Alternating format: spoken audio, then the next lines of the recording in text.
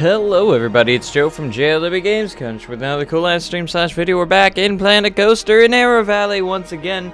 We had our fun in Golden Valley for a couple episodes, but we really need to get back into it here at Arrow Valley and really start completing this park a little bit more. And we're going to do just that today. So what we're going to be doing is filling in some gaps like the title says. And what that means is we're going to just be filling in these empty spaces pretty much. Like, you know, here and right here. Just like those empty spots. We're filling in gaps in the park that are there and that we don't need to be there. As you can see, there's just those gaps that are just kind of there. And we need to get rid of those. So that's what we're going to be doing today, and because we got a lot of the major attractions in.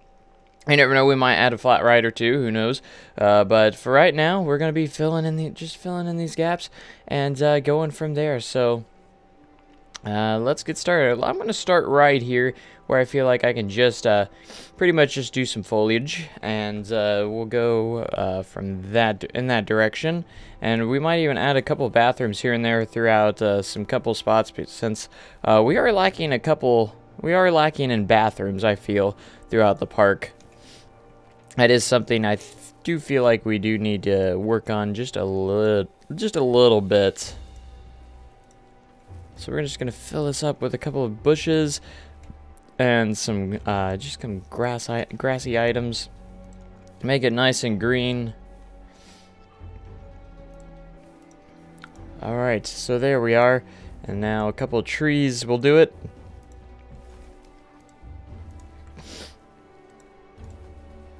So the purpose of this episode is to start making some certain spots feel a little bit more complete and finished.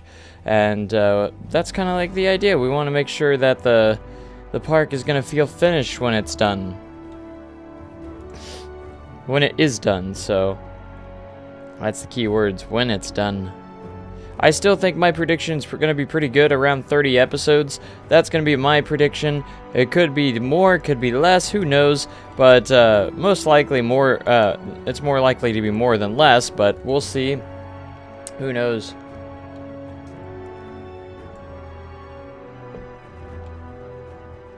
Alright, so now we're going to make some, like a little path border here of some sorts,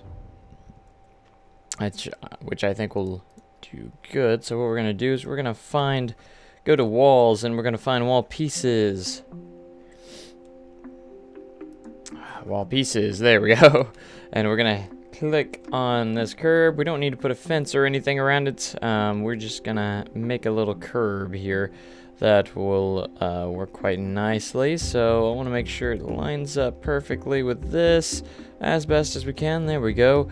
And we're gonna click it on down. Let's see, that goes inside there. Alright, that'll be fine. And we'll adjust this accordingly to what we need to. Okay, I'm just gonna stop there, and I'm gonna click this down, and then I'm gonna go ahead and split this from the building, and we are going to start using this because it's not a straight path, so we're gonna have to start doing some curvy curves here, since it is not a perfectly straight aligned path. We're gonna have to do a little adjusting, just like that.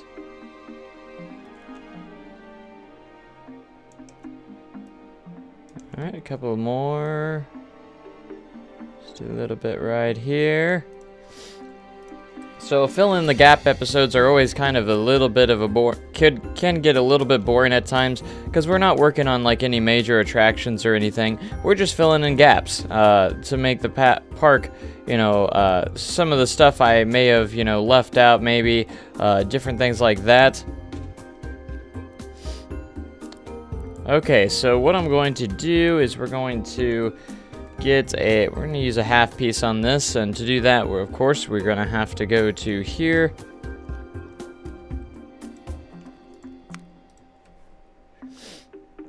And we're just going to have to use this.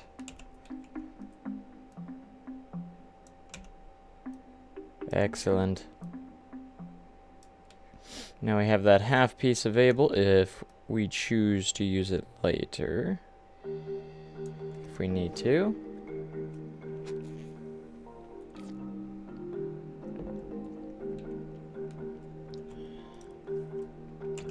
I'll tell you what, if I ever get, you know, a little bit more, like a ton of subscribers one day, I guarantee you the fan art is gonna just be me, you know, being naughty with like some trees. I can tell you right now. That's one thing I've always been wanting, one day is just people to make fan art. I love seeing fan art of others, YouTubers out there and stuff. That is one thing that's so cool. I would totally just do like a segment of sharing people's fan art and stuff and giving them credit, of course. I would totally do that. Just so you guys know. So if any of you are artistic out there, keep that in mind. Yeah, there we are. Yeah, look at that. We filled in a gap. See? Now that gap is filled. But we're going to add a couple of scenery objects around it. Just spicing it up just a little bit.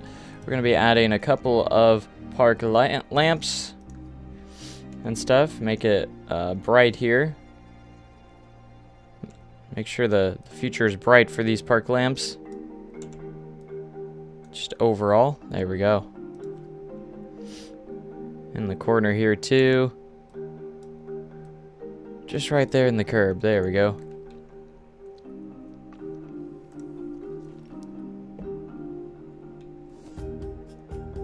And then we can go into benches. Just a couple of benches, and then we're going to place some bins. Yeah, see, and that's good. And now we have this spot right here, which we're going to work on right about now.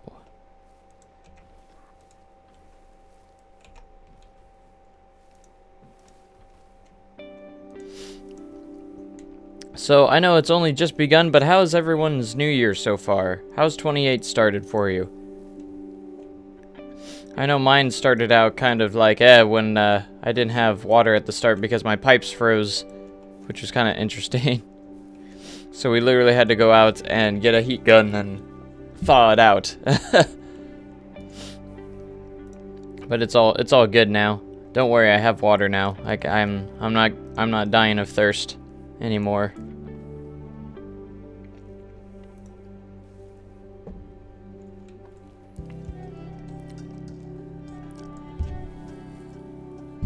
Did I say 2008?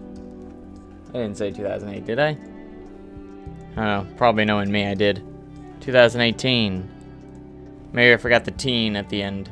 Or it just didn't go through. I don't know.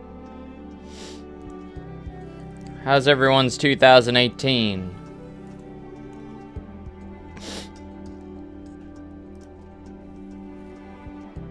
You know, everyone always has the hopes, you know, oh, it's going to be a better year, it's going to be a better year. Hopefully it is. Hopefully it's a better year for me as well. You know, I had goals in 2017 that I didn't really meet, so. But hopefully this year will be different. There's a lot of exciting stuff for me this year to be looking forward to, so I'm very excited about all those things coming. Lots of opportunities.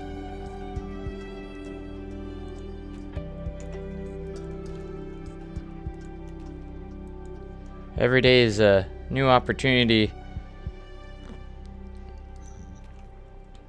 It's just a new opportunity. You know? That's all I'm gonna say.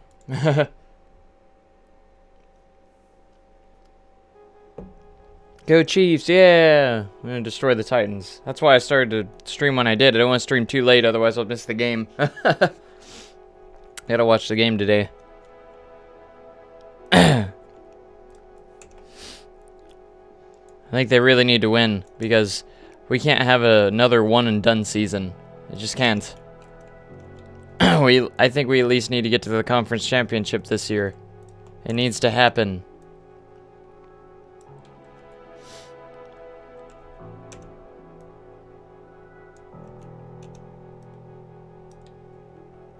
Why you no face? Because, why I don't have a face? Oh, I know what you mean, but anyways, I don't know, I just haven't been, doing face cam lately, because I'm not worrying about my appearance right now. I'm in pajamas right now and everything, so, I just like to be comfy, and when I'm on screen, I feel like I have to, you know, be dressed up a little bit and at least look somewhat presentable.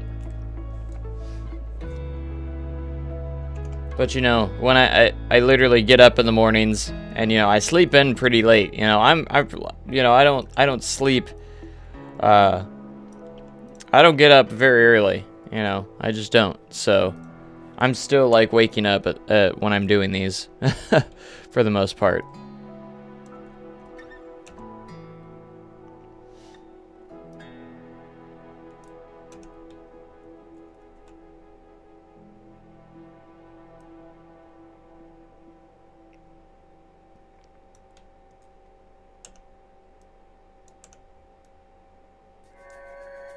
Hey, as much as I don't like the Patriots either, you know, we don't need to be saying that stuff.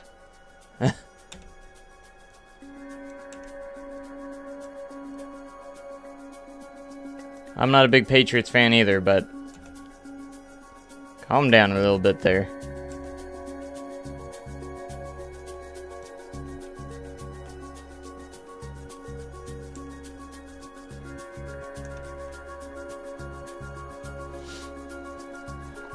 I've never really cared for them because, you know, they've had a lot of success and stuff, but I really get tired of seeing the same team in the Super Bowl every year. You know, it gets old. We need some new teams in there, you know, winning the big game. You know, I've been a Chiefs fan all my life and everything. It's just how I am. So I root for them, of course. Through thick and thin. I've been through those 2-14, 4-12 seasons. And those were the years I had season tickets. And then after I stopped getting season tickets, they started winning. Started actually getting some winning records and making the playoffs.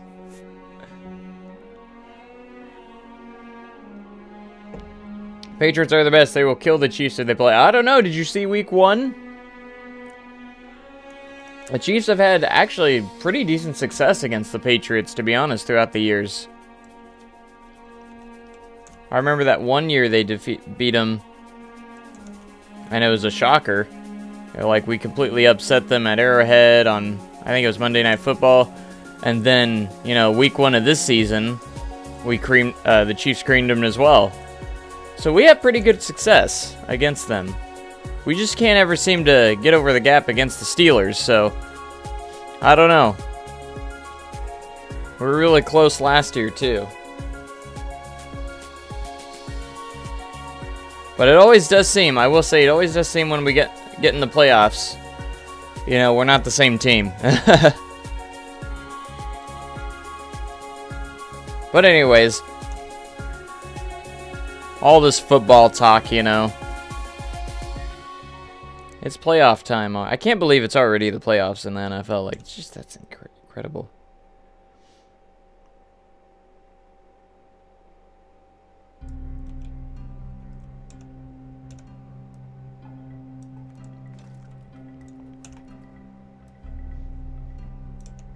Alright, we're gonna...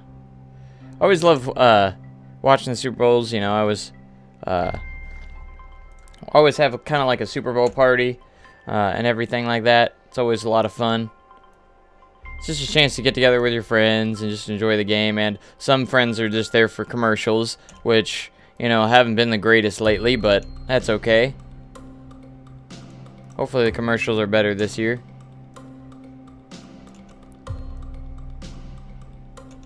You still get that commercial or two that is hysterical occasionally. Gotta have those funny commercials, man.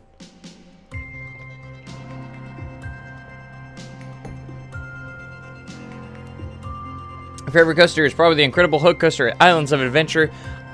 Man, the one time I got to visit that park, they were still retracking it, so it wasn't open, and I was so upset.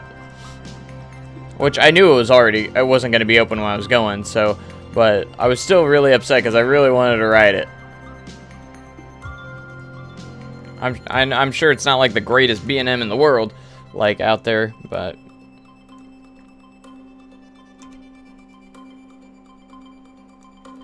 you know, there's better B&Ms out there, but still, you know, it's a credit that I had to miss out on. You know, I'm hoping to go back sometime to Florida, get those missed credits that I had when I did go.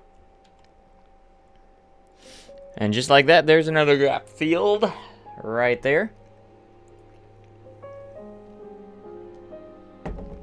We were talking about the NFL. Some of us have no interest whatsoever. Well, some people do have interest, so it's just like if I start talking about something else, some people will have interest, some people won't. You know, I can't please everybody. That's the one thing about YouTube. You can't please everybody. Just for future reference, if anyone's planning on going into this business, just know that as a creator, you cannot please everybody. It's a big lesson you have to learn.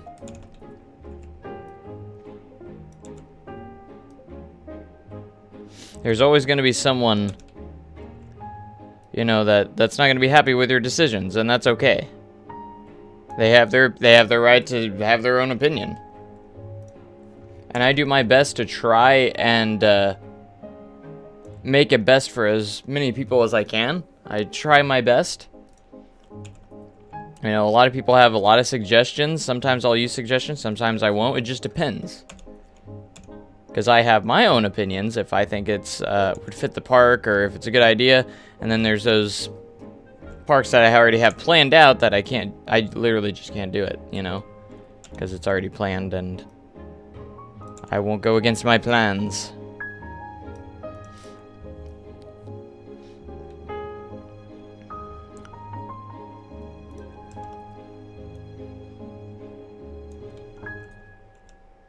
Today I used film music mixed with the mood of hopeful. That's what we're doing today on Epidemic Sound, by the way, if anyone's interested. How do you have patience to do these parts? Oh, trust me, it took a lot of training to get my patience a little bit better. It's really hard to have the patience because then you start getting the urge to do a new park. And I'm very bad about this. A lot of you probably already know. I'm very bad about this. I get the urge to do a new park while I'm doing a new park saying, huh, I could have done this better. Or my skills have improved. If I start a new park, it'll be even better. And that's kind of how I always start. And I never finish. Or I always have issues with patience on finishing parks sometimes. So I'm going to be working on that a lot this year. With the addition of Time City. That's going to be our next major park after Era Valley here. It's going to be an amazing series. No one is going to want to miss that series.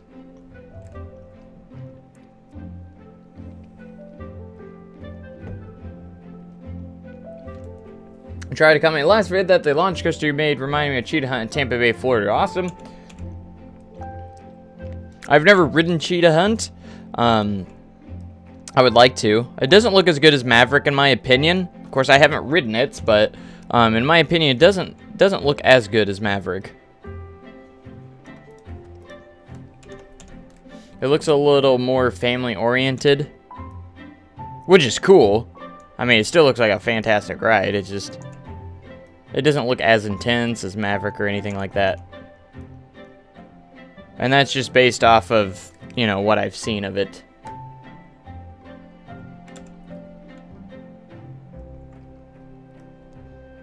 See, this is the most tedious part. The least fun, tedious part is just filling in gaps and doing like curbs and stuff like that. It's just time consuming. Takes up a lot of time, but it's something, you know, that just has to get done if you want that extra detail. But in the end, it all is worth it. At the end, you're just like, wow, that looks really good.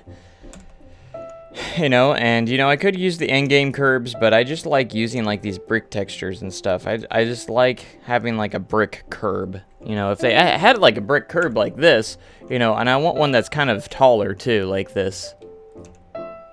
It's kind of the idea. And it gives me a chance, you know, to, like, you know, talk to the comment section while I'm doing this, because it's very easy. It's not like a task I have to focus real hard on.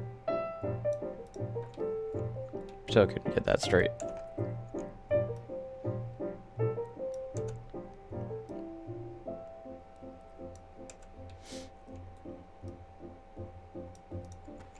But you're not gonna want to miss Time City when that first episode airs, which will be sometime this month. I'm hoping fairly soon. I mean, I could start it now, but I kind of want to wait until I get closer to finishing this.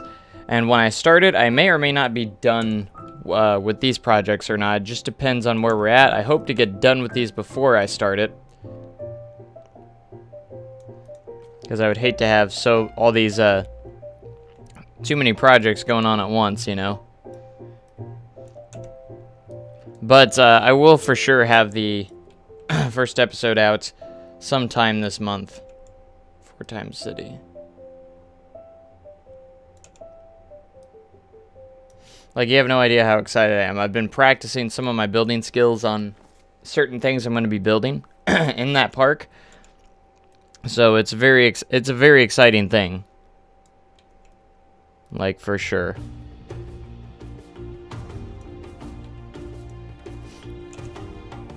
Alright, so we're done with these curbs. Yay, that's one planter out of the 3. Man, what did I get myself into?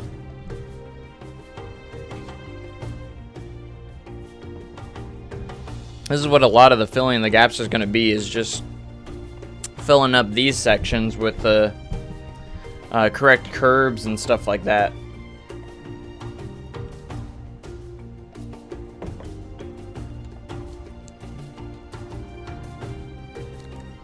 And I still have to go back and make some logos for some of the coasters and stuff. That'll be fun. Oh, look at this song. Hey, yeah, yeah, yeah. Hey, yeah, hey. You know, some of these songs just don't surprise me anymore on Epidemic Sound. I'm just like, oh, that's funny.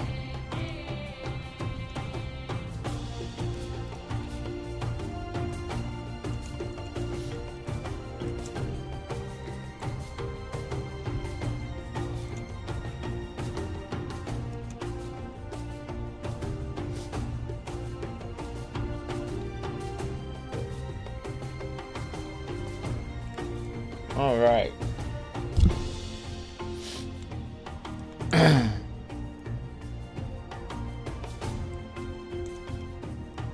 Just gonna rotate you here.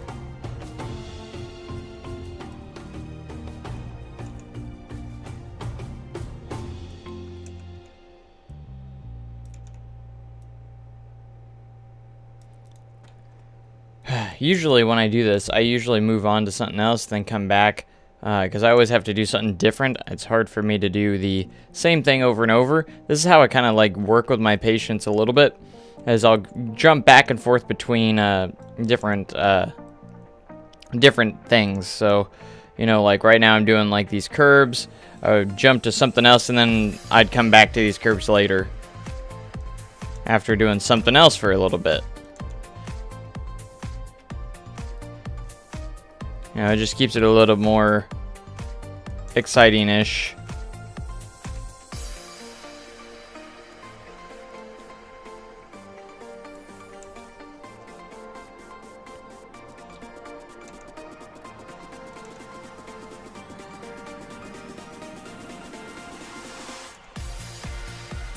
Gone a little too far out on these curbs.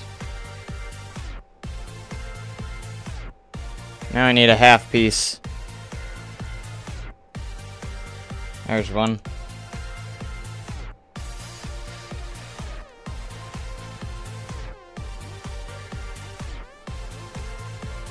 Oh, this is a good question. What park do you think is better, Walt Disney World or Universal Orlando? Hands down, Universal Orlando.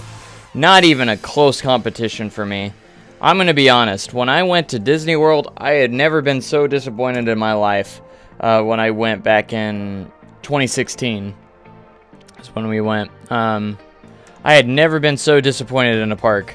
I have to say, Universal was hands down 50,000 times better. And I got my reasons why. Disney World, all the employees felt like they hated their lives. It looked like it. Anyways, no one was smiling. It's like, come on, you work at freaking Disney. Smile. Smile a little bit. The other one is, they don't care a thing about your safety when it comes to, like, loose articles and stuff. So every time we rode a ride, you know, that was actually high thrill. You know, for example, was, this is at Hollywood Studios. There's, you know, there's, you know, the Aerosmith rock and roller coaster and stuff. You know, it's a launch coaster. It goes upside down. And they make you take everything on the ride. Everything. Like, I had a bag, a cup, and everything, and I couldn't enjoy the ride because I was too worried about holding on to my freaking loose articles. Like, what is with that? Like, what kind of crap is that? Like, sorry, I'm a ride operator, and I know what loose articles can do and how dangerous it is to have those on the ride, especially if they came back and hit somebody in the face. And if you lose something, that would suck in the first place too. So, and you know, some rides, you know, it's not a big deal because, you know, it's, you know, they're tiny rides that, you know, you're not gonna lose anything on or something like that. But like, you know, Rock and Roller Coaster was the biggest example there that I was just like, really? Like, really? Come on. Well, you know, at least put some cubbies on, or something. I don't know. I mean, you had a different exit spot than entry, so that would make it a little hard, but like, at least some signs or something saying, hey, you know, everything you bring with you has to go on the ride or something like that. If I would have known that, I would have got a locker or something like that. I didn't know that I had to bring all my crap with me on the ride. You know, I didn't like that. You know, I loved the ride. Don't get me wrong, the ride was fun, but I couldn't enjoy it because I was too worried about holding on to all my crap, you know? You know, I'm one of those that do not like taking anything with me on the ride. Nothing in my pocket. Can't have anything in my pockets. You know, I don't take anything, you know. You know, I've been operating a ride for 5 years, and that just kind of makes me like that, so. And then, on the other side, Universal, they were really good because they had lockers for, you know, around each ride that were free for the first hour or something like that. It was like free for the first hour while you stood in line. So their lockers are free, and you could use them while you ride. So we did that, and it was very nice. I actually genuinely enjoyed that a lot. You know, I thought that was a good idea, and I almost wanted to bring it back to my park that I work at because I thought that was a cool idea.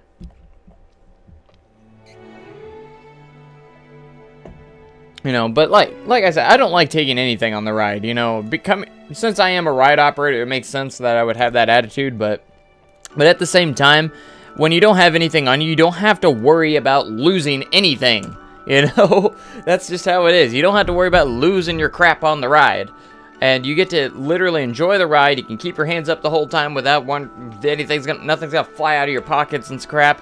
You know, no, I take everything out of my pockets when there's cubbies and stuff. I try to make sure I don't have anything on me when I ride roller coasters and stuff. I'm very picky when it comes to that stuff. And you know, Disney World, Disney did not give a crap. You know, they just, some of the coasters had little pouches on the ride, you know, to put your crap in, and I'm like, I'm not trusting, it didn't even close or anything. But I generally loved Universal though. It was so good. And again, the biggest part for me was employees and, you know, the safety stuff as well. It was a big thing with me.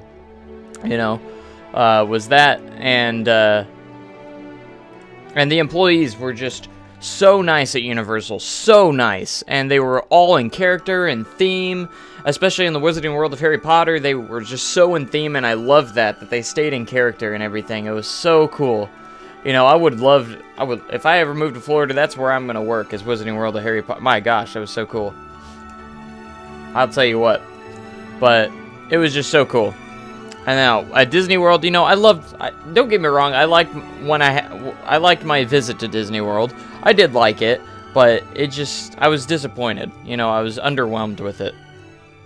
You know, and it really is more for the kids and everything, but I had the high points. You know, my favorite part of Disney World was probably Hollywood Studios.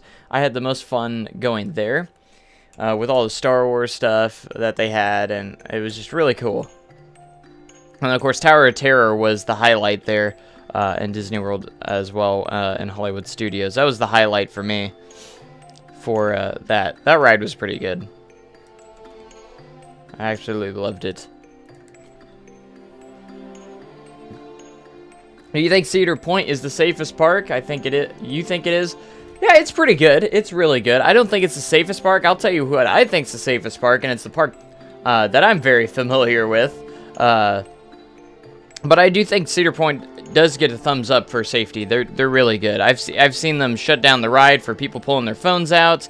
I even had a friend of mine that was just taking a picture in the station, and they kept going on yelling at him saying, "Hey, you can't have that on the ride." And he's like, I know. He's like, "I just taking a quick picture here real quick," and they were told to put it in his pocket, or like told him to put it. They even made him put it up in the cubbies and stuff, which is funny. I actually kind of laughed about it.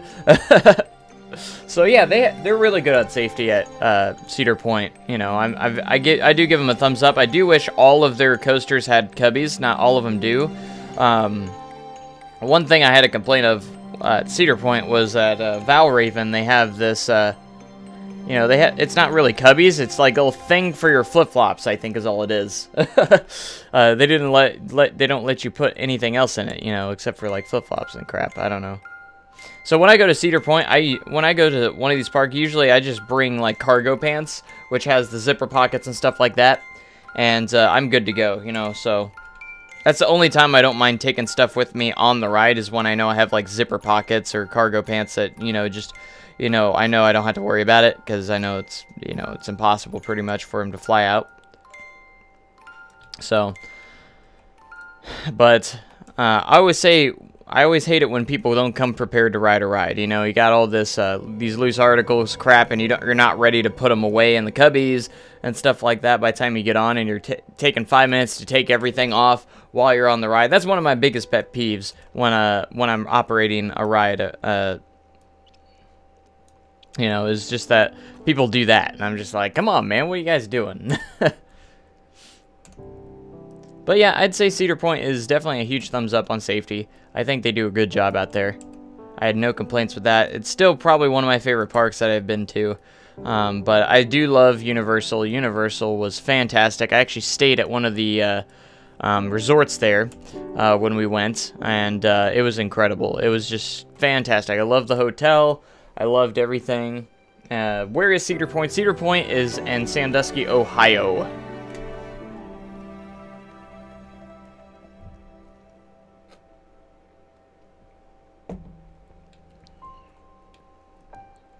Alright, so I think we got all of those. Yeah, look at that. The conversation just makes time go by fast when we get all this done. What state is Cedar Point? It's at Sandusky, Ohio. So, Ohio. Joe, what's the funniest thing you have ever seen as a ride op? Oh boy, do I have a story for you. Okay, I think I've told this story before on the channel. I don't remember if I have or not. But probably the most ridiculous and funniest thing I've ever seen. I work at a ride that has, or at a coaster that has, you know, seat belts on them. So you gotta buckle the seat belt, pull the bar down, and all that stuff. So we gotta check this. We actually visually check the seat belts, and we have to visually check them to make sure they're buckled. So we gotta watch them pull on, tug on it, and stuff like that. And then once we see that, they're good to go. So there's occasionally you get this guest, you know, that, you know, they pull the bar down first, don't even realize the seatbelt's there, which I don't even know how they don't realize it. Well, I had this one guy. He forgot the seatbelt. He pulled the bar down, and you know, I go up to him and I pull the bar up.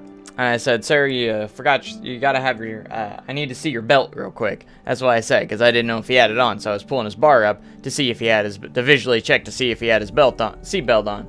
So when I say that, I was like, "I gotta see your belt." he lifted up his shirt, revealing his, belly. And this guy was kind of, he was kind of heavier set, so it was kind of funny. And his belly just hanging out, and he's like showing me the belt around his pants. So that's what he's showing me, the belt around his pants. And I died laughing. I could not hold this one in. I turned around and just started cracking up. And while I was laughing, I was like, "No, sir, your seatbelt." He's like, "Oh, okay." It was a funny moment. It was just good fun.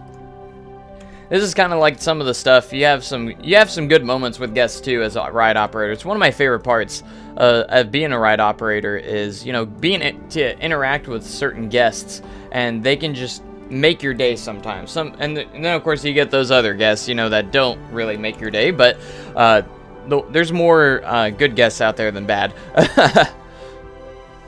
But there's those guests that you just make special connections and moments with. And there's been times, you see the kids get so excited, and seeing them brave it out, especially because I work at a larger coaster, and when you get those kids that actually brave it out and get the confidence to ride, and, they give them high fives and everything like that. One of my least favorite parts of the job is kicking people off that don't meet the rider requirements and stuff like that. It's one of my least favorite parts. On my ride, you have to have 2 full natural legs, including feet.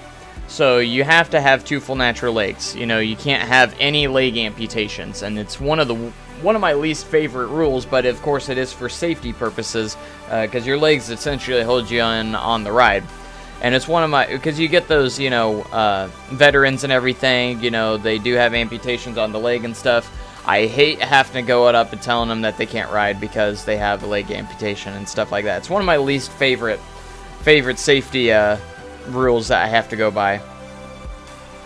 Because and then my method is I always go down to their level. So if they're sitting down on the ride, I have to go down on their level and actually explain to them that, and I even apologize too, as much as I can.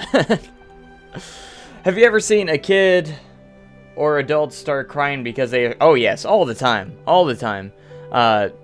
One of the rules that we have is we can't send the ride out if there is a guest on the ride panicking. So if they are panicking, screaming, yelling, and everything, we can't send the ride out. We have to have them calm down first before we can send the ride out. So if I get those kids that are kicking, screaming, because they don't want to ride, they're scared to ride, and everything, and I have to tell the parents saying, "Hey, I need them to calm down. I can't send the ride out until they calm down a little bit." So then there's those times that most of the time we're there trying to calm them as well. So we're trying to comfort them, saying, "Okay, hey, it's not that bad, man. I ride this every day. It's really fun. I can guarantee you're going to love it." And then I usually ask them, "Have you ridden any of the other coasters in the park?" And if they say yes, "Oh man, you got this. If you can ride that, you can ride this." I usually go with that route, especially if they've ridden one of the other bigger rides in the park. It's one of those things. It's fun. It's one of the fun parts, trying to calm a kid down. Sometimes I don't always succeed, and they get off anyways, but because I want everyone to experience the ride and have fun together. That's kind of like our goal, is to have families have fun together. That's the idea behind the park that I work. That's like the big motto: creating memories worth repeating, because it is essentially a family park. So alright, so we got more curbs. Filling in the gaps.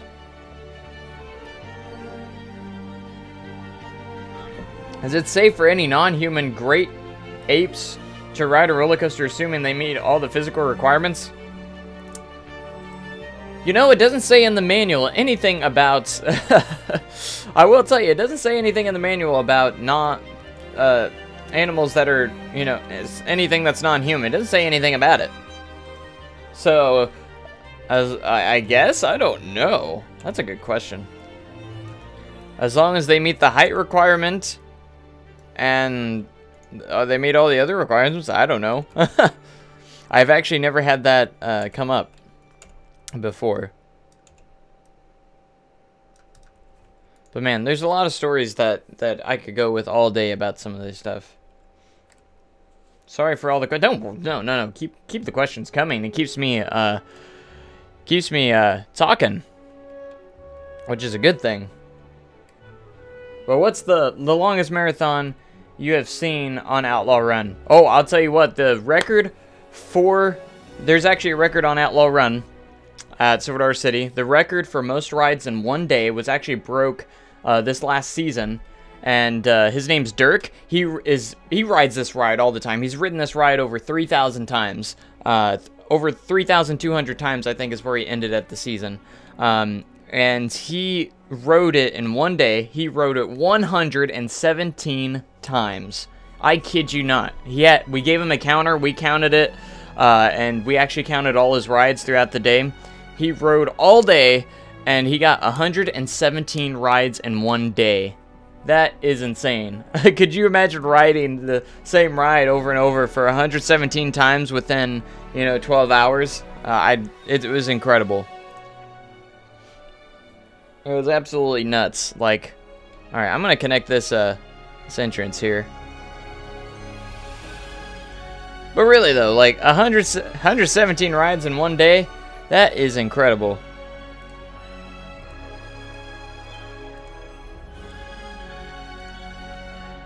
Like, that's just insane.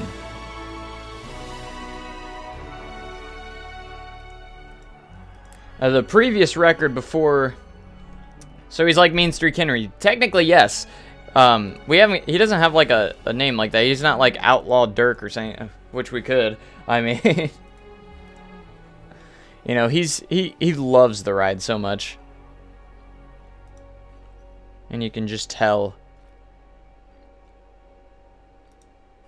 Like, he buys a season Trailblazer pass every single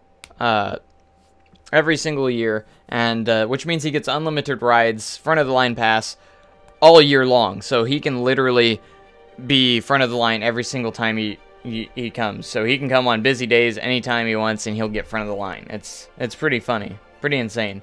Because the team always knows him, and we just let him ride on, like, every single time. So there's been times where he's actually, because we have counters where we have to count each person of how many Trailblazer passes we have each hour. He'll actually count himself and put himself in line by himself without us even knowing sometimes. He'll actually do our job for us, which is actually pretty funny when you think about it, but... He'll count himself, and he's like, oh, I already counted myself, you don't have to worry about it. And we let him in. It's funny.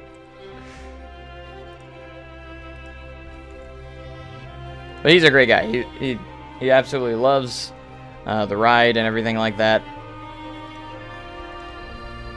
And it's always fun when we see him. We're always like, hey, it's Dirk. It's always funny. Has Outlaw Run ever vallied? Ooh. I don't know if I'm allowed to say that. Not with people on it. I will say that. Not with people on it. It's pretty much, it's impossible while it's operating with guests that it's not going to happen. But pretty much all coasters have had that moment, like during testing and stuff, where it doesn't make it through, and stuff like that. But I'm not going to say for sure, because I don't want to get in trouble. But I will point out, not with people on it. It cannot happen with people on it. It's completely safe. But I do kind of wonder, like, how would that be like? You're on a ride, and you don't make it through the layout, and you just, like, go back and forth and valley out. That'd be fun. It'd be a long ride, I would actually not be, like, freaking out at all. I'd just be like, yay, longer ride, and we get to go backwards on a ride that doesn't usually go backwards, That'd be fun. Why? And, they'll get us evacuated eventually. That'd be my, it'd make the news, and everyone would be, like, freaking out, and I'd be the one, like, yeah, this is awesome! If you could take one coaster out of Cedar Point, what would the type be and what the name would be? It can't be a kiddie coaster. If I could take one coaster out of Cedar Point, what would the type be and what would the name?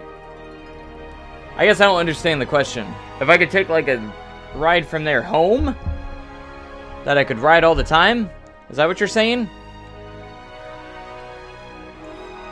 To take one coaster at Cedar Point, what would the type be? I don't know. What's the weirdest coaster I have been on? Weirdest? That's a weird question. It's a good question. It's just a weird question. What's the weirdest coaster I've been on? Weird. I don't know if I've been on really a weird coaster before. Huh. I genuinely do not know. I can't think of one. That's really weird. Huh.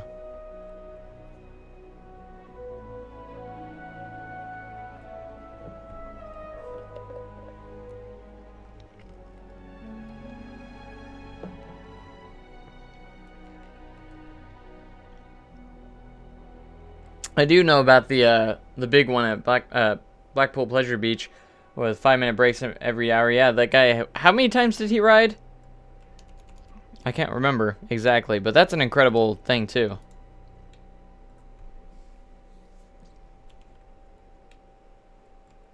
Have you been on Powder? That's really weird. I mean, I don't think Powder Keg's weird. Everyone says it's weird, but I've never really thought it was weird. I thought it was unique, you know, with the transfer track and everything, and you know, the lift hill and everything. I don't see why. I don't get it why people think it's so weird. You know, it's got some good airtime on it too, for what it is. And the launch is actually pretty forceful on Powder Keg. You know, I genuinely enjoy it, and you know, but I've never understood why people think it's so weird. And I want to know what you guys think. Why do you guys think it's so weird? Why is it, what makes it a weird coaster? I think it's very unique for having like the transfer track right out of the station. I think that's really unique and everything. Oh man, I just pulled my headset out. Whoops. But I think it's very unique. But I've never found it to be weird. I think it's a unique ride, but I've never I just don't use the word weird for it. What is the worst coaster you've been on that is still operating? Well, the worst one was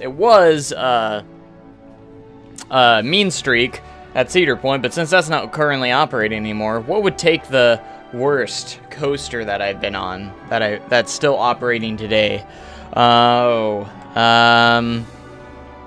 Probably Ninja at Six Flags St. Louis would probably take that crown since Mean Streak's gone now. I will say, probably Ninja at Six Flags St. Louis. That ride is terrible. They need to take that out and put something else in, for sure. That ride is just terrible. No joke. It is absolutely crap.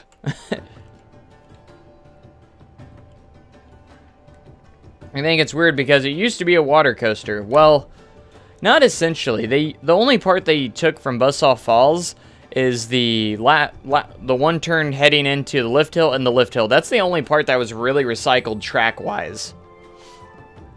I mean, that's about it. I mean, you can still see the channels of where Buzzsaw Falls used to be, but that doesn't make it weird to me. You know, it's just recycled track from Buzzsaw Falls. And they kept the lift hill. A lot of people say the lift hill is pointless, but you know, they recycled it, and you know, it's just another extra drop that they put in. So I think it's kind of neat that you get a launch and you get a nice, pretty nice drop on it as well. Even though, you know, all it does is a drop and then a helix and it's over. But I still think the lift hill does it pretty quite a bit of justice. Most people don't think so, that it's pointless, but I think it's neat because you get a nice drop as well. You know, it's not just, you know, that. You know, it's actually kind of cool. Alright, that's going to be a sign right there. I've been ignoring this queue line for quite some time. It doesn't have to be very long. It's just a small spinning coaster, so. Have I been to King's Dominion? I have not. I really want to. That's actually one of the parks I want to visit very badly.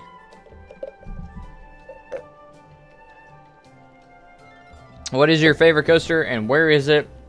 Like, which country? Favorite coaster that I've been on is Maverick at Cedar Point in Sandusky, Ohio. So that's my favorite. And again, my coaster count's not as big as it should be. I really want it to be bigger. I think I'm going to put a bathroom right here. I got space. No, I think I'm definitely going to do that. What did that say? I completely forgot what I was even saying for some reason.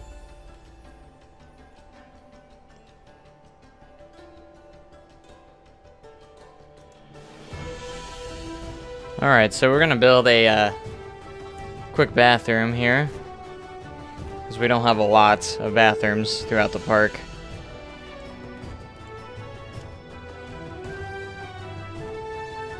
Can you make height requirement? But very good idea. I actually think I've done that. Have I done that at all for any of these? I thought I have. I usually do, but sometimes I forget, so I do like the touch that the height requirement board does do. I could put one, the only one I've put, I think, on here is for the balloons. So, yeah, I think I will do that. That's a good idea. Because I usually do that, but sometimes I do forget. Occasionally. We're just going to do some simple bathrooms here. I always get the trick. Always not great at bathrooms because you can't, you can't put like a windows on bathrooms. You just don't do that. So it's kind of like detailing it wise. It's just kind of like, I don't know what to do. You know, it's just kind of weird.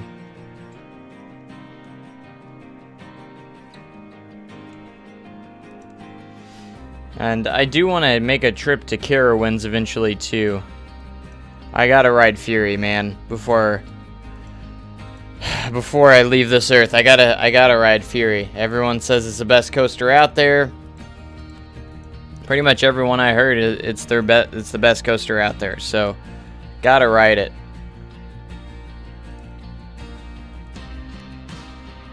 And when a lot of people are agreeing with that, you know, you gotta make sure it's true for yourself. You gotta do that.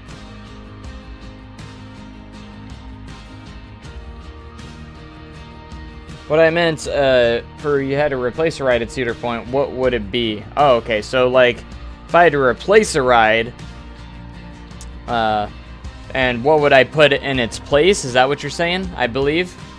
What type would you replace it with? Yes, okay, so if I was to take one out as of right now, which it's already happening in Mean Streak, so I can't say that one. That would have been my #1 one if that hadn't happened yet. Oh, what would I take out and replace with? I don't know. Their lineup now that Mean Streak's gone is actually really good. So,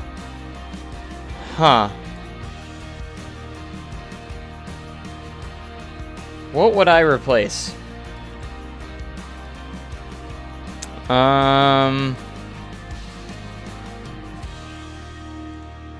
They're all really good, so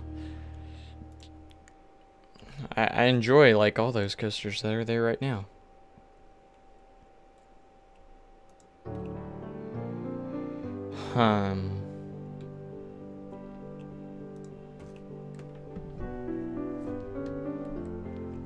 What's the worst park I've been to? Ooh. That's a good question because I'm very tempted to say the Magic Kingdom at Walt Disney World. I know how terrible that sounds, but I genuinely did not care for it. Just because, you know, the park itself was good, but like, oh, the employees and stuff. Like I said earlier, man, I did not care for it, you know? It just wasn't my thing, you know? Universal was better.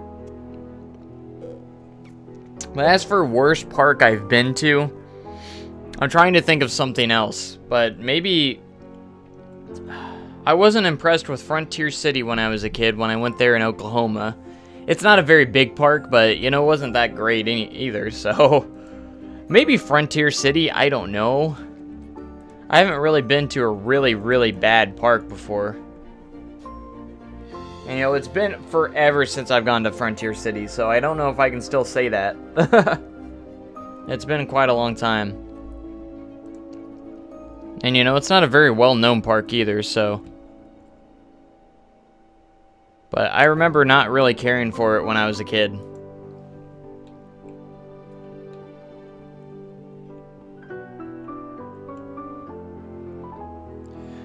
What coaster would you like to see next at Silver Dollar City? So after Time Traveler, what would fit well in that park? I do think they would either need to put in possibly another B&M, some sort of B&M, either a wing coaster, a dive coaster. I would prefer a wing coaster, to be honest, but I think it would fit well. But I think they need to go with another B&M. Would definitely fit. I would definitely love to see an Intamin someday. I don't think it will ever happen, but you never know.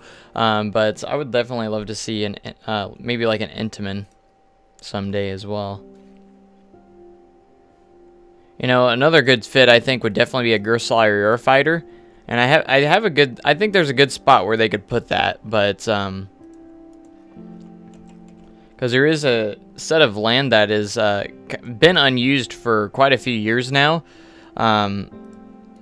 That they haven't used up, and I don't know if they have plans for it, but it's been sitting there, and I feel like you could fit a pretty good compact Eurofighter in there. I just had that vision. I was just like, I feel like you could put one there. Alright, that's not working. See, I keep accidentally deleting the main pathway by accident. Wait, what was that? What was that?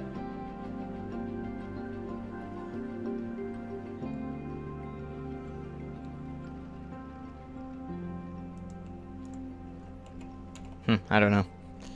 I guess I can just do a little bit of a cover up here. Might be my only option.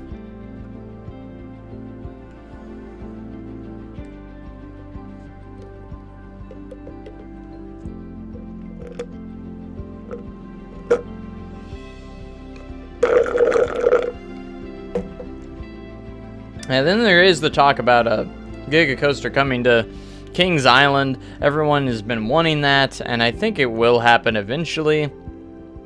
I mean, my goodness, everyone wants a Giga Coaster there. Like, I mean, everybody wants a Giga Coaster there. You know, and I think it will still be quite a few years because, you know, they just got a roller coaster in Mystic Timbers. So some people are saying like 2019. No, that's not going to happen. It's not going to be 2019. Let's be a little realistic here. When you have a new roller coaster, it's usually at least 2 to 3 years before you usually even get another one. And I know that 2019 would be 2 years, but like that's a big investment, you know. That is, you know, Giga Coasters aren't cheap. And you know, you got to look at the financial side of it and everything, you know. You gotta understand when they might be able to afford something like that.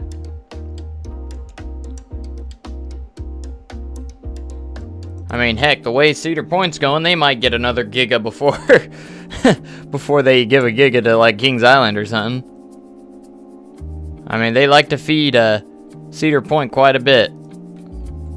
You know, they like feeding Cedar Point all the food.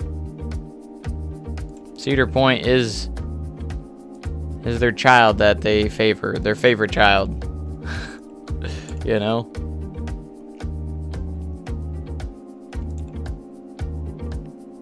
Alright, so I'm just gonna do some path covers here. Kind of nice little entrance for the bathrooms. Since I can't get the pathway to do what I want,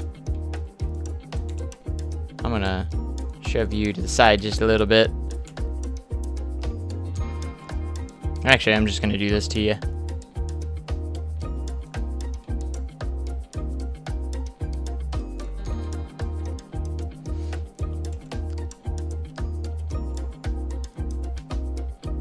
Yeah, there we go.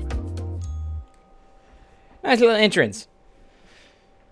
Cedar Point could probably get another coaster next to her. Who knows? Knowing them, Who knows? Who knows? All right, so I want to make this just a little bit nicer. So we're gonna get a little bit of a kind of like an outline for this. So what we're gonna do is we're gonna head in and let's see. I like using brick textures. Why not stick with that?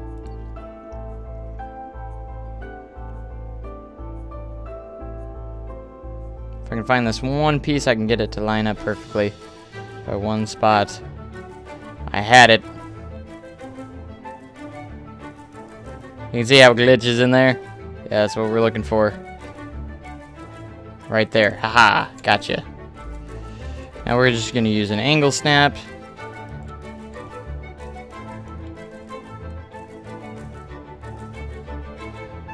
It's going to serve as a little bit as like a curb.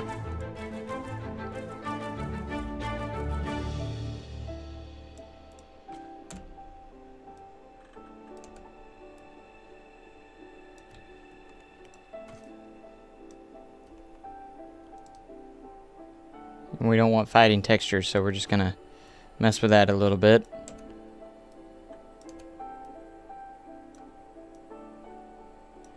No fighting textures. No, thank you. I don't want to deal with that.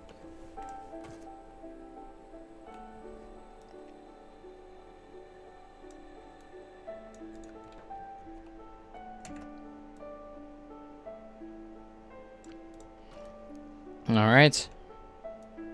We got this straight section here.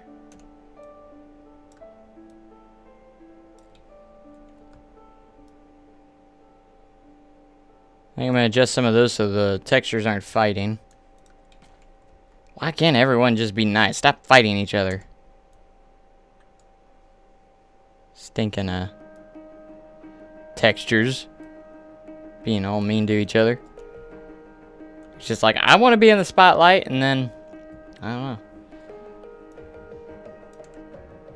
All these stupid textures want to be in the spotlight. So they're just like fighting with each other with the other ones. It's not cool, man. They just need to chill out a little bit.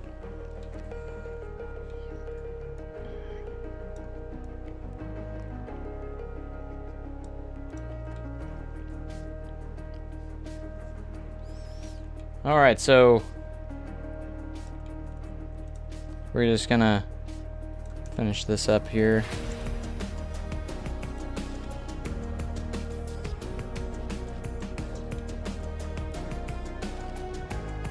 Don't you dare fight!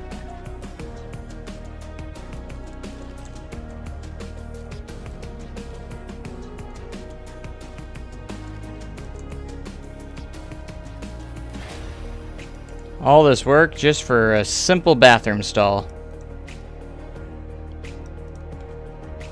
Because I want it to look good, gosh darn it.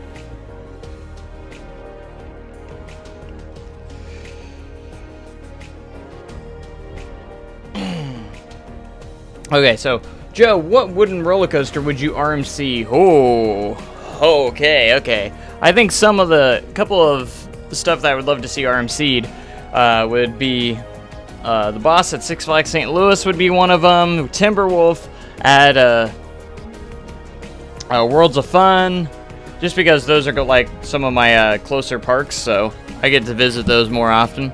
So, but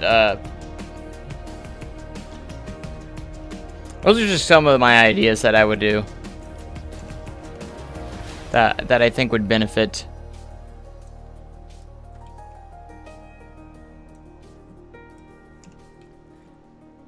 Just think about it. It needs to be done. Some of those that you just think that, oh, that needs to be done. I'm just getting rid of these stinking fighting textures here. So if you want to know how to get rid of the fighting textures like this, you just kind of have to take a piece, raise and lower it, and get that spot where you can't even notice that they're not the same height. And it usually gets rid of it pretty well. So you can see we don't really have many over here. Looks like we have a little bit going on right here. I just hate fighting textures. It just drives me nuts. So I'm glad there's a way to get rid of them. Sorry, I'm getting behind on comments. Was operator your dream job? Yes and no. It wasn't really my dream job, but it's something I definitely would enjoy doing and wanted to do.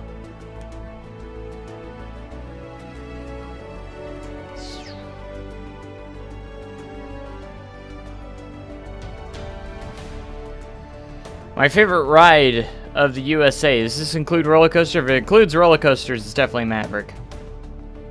Still Maverick. You had someone tell you that Outlaw Run should be RMC'd. That is a huge facepalm right there.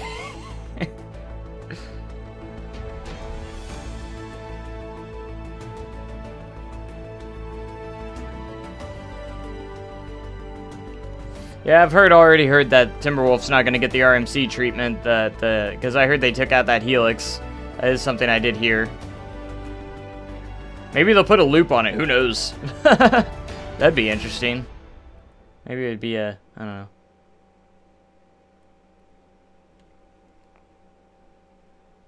But funny story with Outlaw Run, I always laugh when people get off the ride and they're just sitting there going, hey, or they just go, man, that was so rough. Why is this roller coaster so rough? You know, and I'm just like, man, have you ridden many roller coasters? Because if you think Outlaw Run's rough, my gosh, you haven't ridden many wooden coasters out there.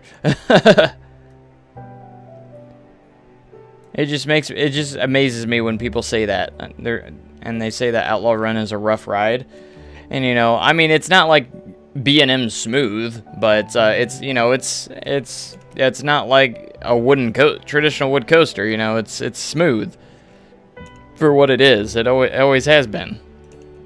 You know, I will say it's gotten rougher since 2013 when it opened. But you know, it's still a good smooth ride. Especially when they put the nylon wheels on. They put like I don't know if they're actually nylon, but they put some new wheels on it that actually smoothed it out a little more too. This last season. But it always just cracks me up when I hear someone say that it was a rough ride. You know, I'm just like, really? Really? And it's, you know, it's usually all the GP that, you know, they don't usually ride roller coasters. You know, in other words, that every roller coaster would technically be rough for them. I always think that. I'm just like, you guys are so dumb.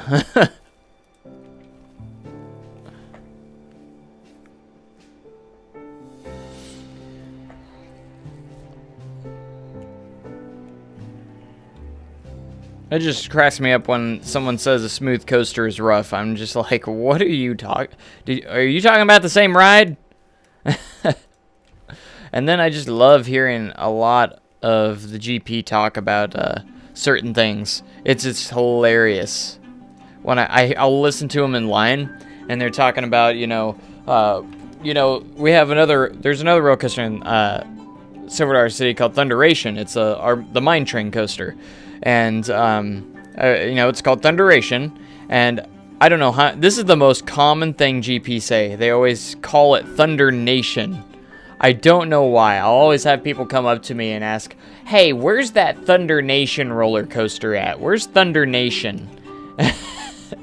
Where's Thunder Nation at? And I'm like, you mean Thunderation? Yeah, that one, the Thunder Nation.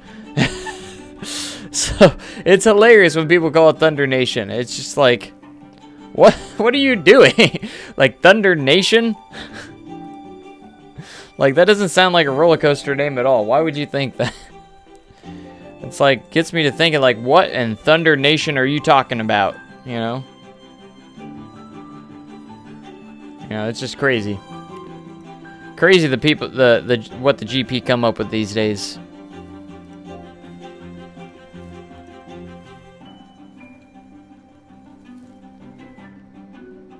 What in Thunder Nation are you doing?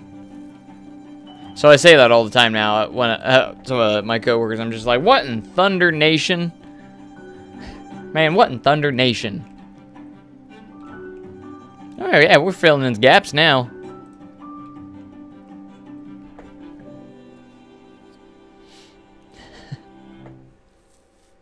It is just funny that people throw in that name, or that N in there. Sounds like a name of a band. Thunder Nation. Nation of Thunder. I always found it hilarious. I'm just like, what? Oh, stupid GP.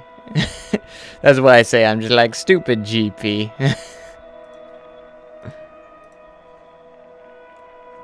It's just like, what are you talking about?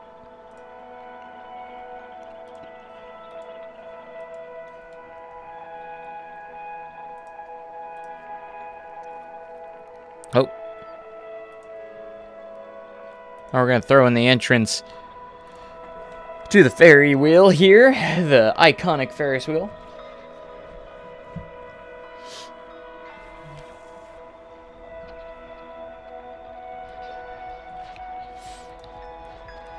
Just like the GP, I wouldn't doubt that they would say stuff, you know, like, I can't wait until they RMC Top Thrill Dragster.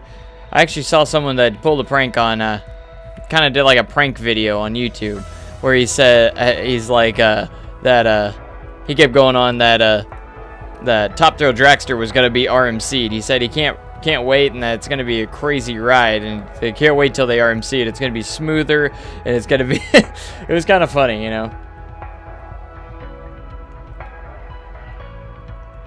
Hey Joe, my home park is Frontier City, and that's a good park, and you're entitled to your opinion, but when I went quite a few years ago, and again, it was quite a long time ago, I've been there in a long time, I didn't care for it. It was just kind of you know, to me. I didn't think they had any good rides there, or any great rides there. I think it's Silver Bullet wasn't bad, but I don't know. I think that was the name of it. But again, it's been a year since I gone there. By no means I don't want to sound, I don't bash anything. You know, I haven't necessarily been to really a bad park anyways.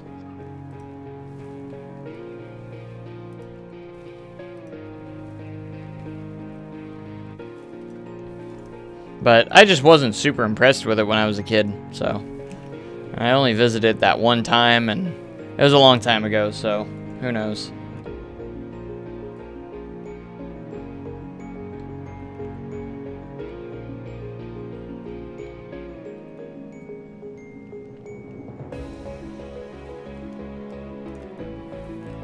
Alright, we're gonna really get this all done here.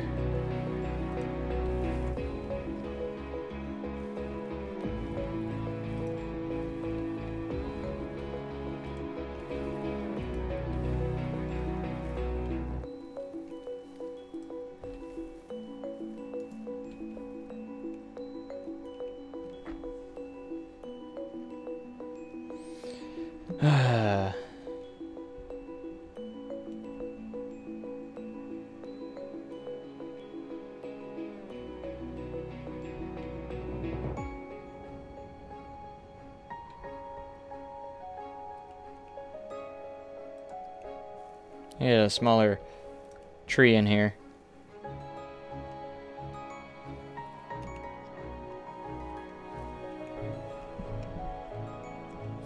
What are my thoughts on Banshee at Kings Island? Absolutely love it. It's actually like all the. I haven't been on a ton of inverts. It's the best invert that I have been on. That I have ridden. So, and the inverts that I have been on are Batman the Ride at Six Flags St. Louis, Patriot at Worlds of Fun, Banshee, Raptor. I think that's the only inverts I've actually been on. I can't think of any others that I've actually been on. There might have been some others, but Banshee by far is the best invert that I've been on. And again, what I've ridden. I'm not saying it's the best, but.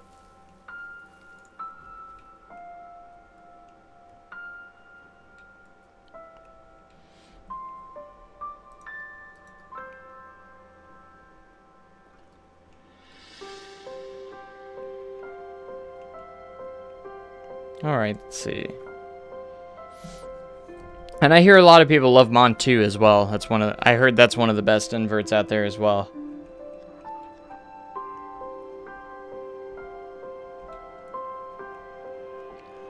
I have heard that.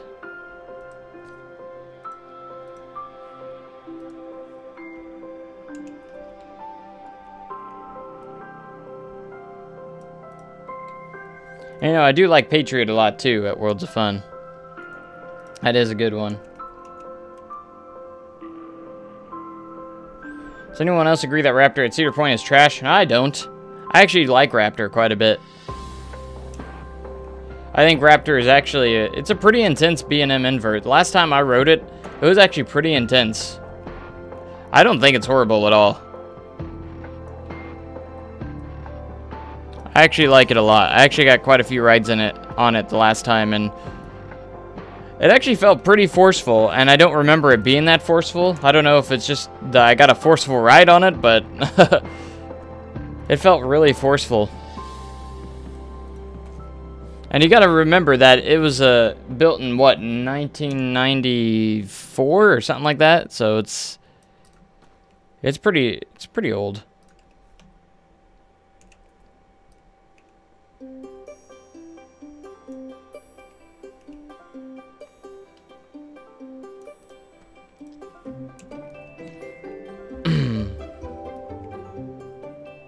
You know, a lot of people, you know, go on about headbanging and stuff. If you know how to ride, you know, these B&Ms and stuff, you won't get any headbanging. You just got to put your head forward slightly, and if you do that, you're golden. You know, you don't keep it back against the headrest, or you're just gonna go back and forth. You know, that's how it works. You know, so a lot of people say, "Oh, it's so rough. I hit my head so many times." You know, if you ride it correctly, you won't. You know. Because me and Jess would go in there, and she always hates riding B&Ms. She prefers the vest restraint because you can't get any headbanging really on those. You know, and I always tell her, I'm like, keep your head forward on these, and you know, and you won't hit your head and stuff like that. But she still says it's terrible. she never really likes riding B&Ms.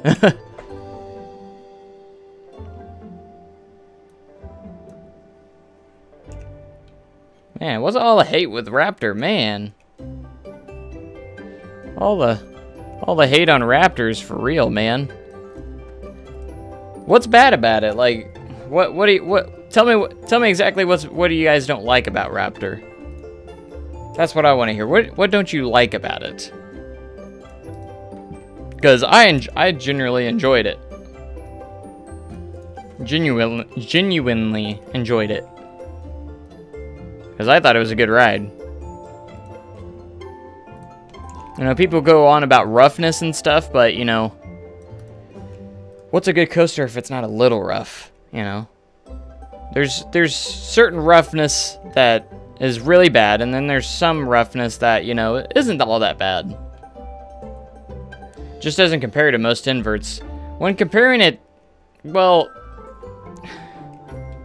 I think you can compare it quite fairly. Because I think for being built in 1994, for a 1994 invert, it is really good. Like, I think it's really good for being a 94 creation. You know, something that opened in 94.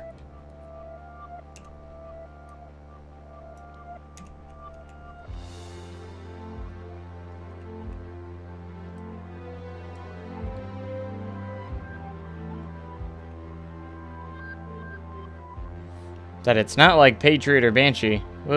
What? Those are like two of my favorites. I love Patriot and Banshee. I love Banshee even more than Patriot.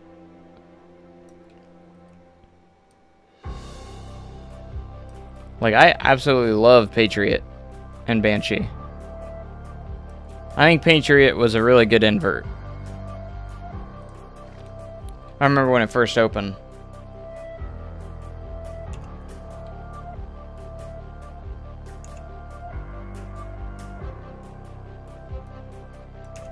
But hey, we're all entitled to our opinions, so it doesn't really matter what anyone says, you know? If you didn't like a ride, you don't like a ride. You don't have to have someone argue with you and convince you that you like it, you know. That's totally okay. You know, I have my preferences, you guys have yours. If you don't like rough rides, it's whatever. If you think something rough, I don't think it's rough, you know, that doesn't matter. If you like a ride and I don't, it doesn't matter. You're allowed to like that ride. If I like a ride and you don't, you have the you know, freedom to not like that ride. It's all the thing, you know. No need to get into like arguments about this stuff.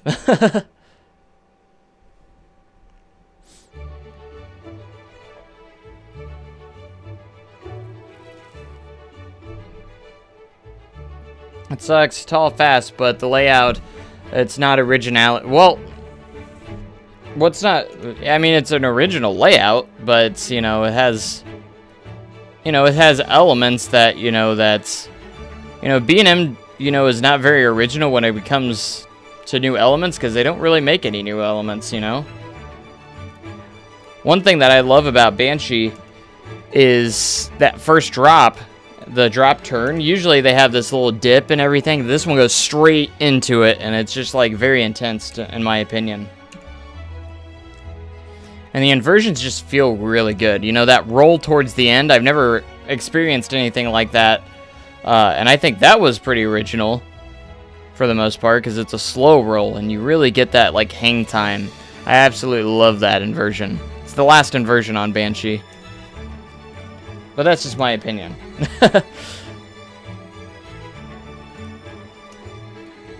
B&M in general doesn't really have anything original when it comes to elements. To be honest. I mean, there's a couple elements sometimes that are original, occasionally. But for the most part, they don't really have a ton of originality. They're just known for nice, smooth, quality coasters. That's what they're mostly known for. Alright. That's definitely more filled now.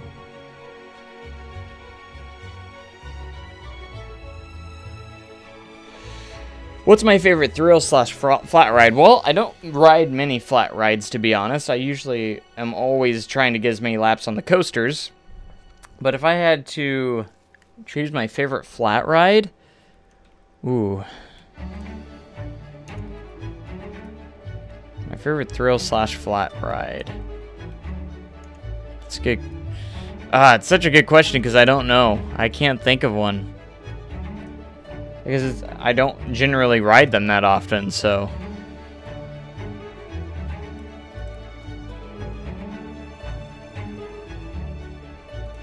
I don't know. I'll give you that last inversion on Banshee is good. See? See? It is. See? I love that last inversion. It's just kind of like Valraven. When you think about Valraven, which was, it was my first dive coaster I ever ridden, so it was exciting the first time, so I was like, oh, I love the drop. The drop was fun.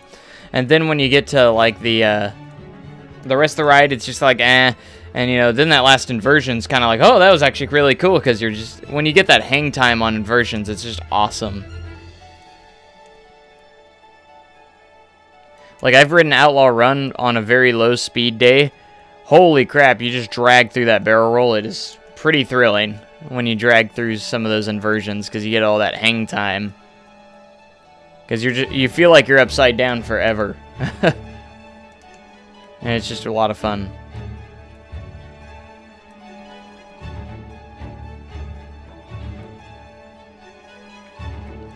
It's actually one of my favorite things. That's why I really want to ride an RMC that has a stall on it. So one of those zero-G stalls. Because I've never gotten to experience that before. Whoops, I accidentally clicked the wrong button.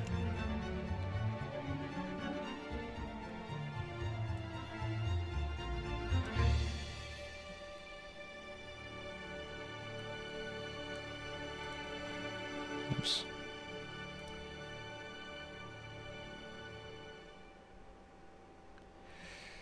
Control X. Alright, so we're just getting our curbs set. Again, most like tedious and long part is doing all this stuff.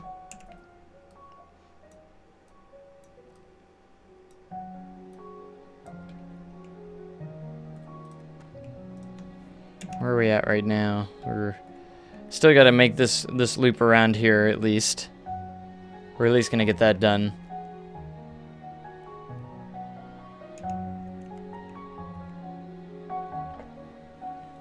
Oh my gosh.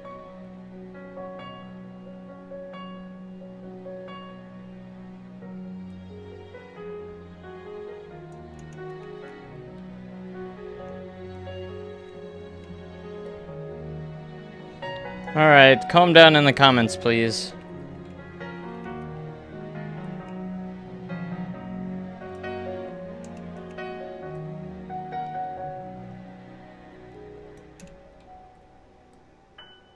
Alright, here we go. Alright, stop it with the with comments, please.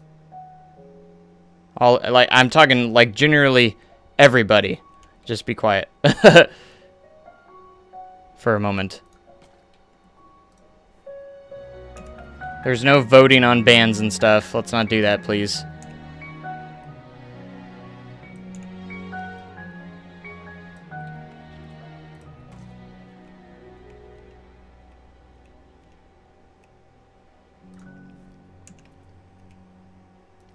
Just everyone calm down. That's all I ask.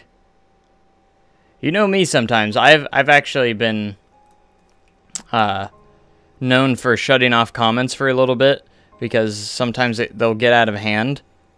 And if they get out of hand, sometimes I'll just turn off comments for a little bit and then turn them back on saying, "Okay, guys, let's not do this again." I have done that before. And I don't want to do that because I love having the discussions with you guys and everything.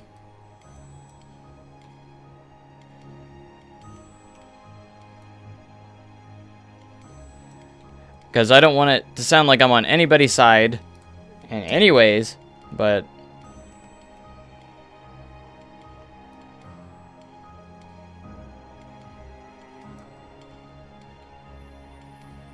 I'm not taking anybody's side. There's no siding. There is no siding. I'm just talking in general. Everyone in general just love each other. Just love, okay? That's all we need. I actually missed about much of what was going on anyways, but I just started hearing it's like ban this person, ban this person. We don't ask people to be banned.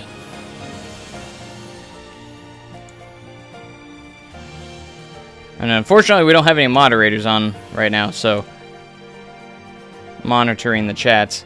It's only me right now. It's kindergarten all over again. I like that comment. Joe is the teacher right now, telling everyone to be quiet.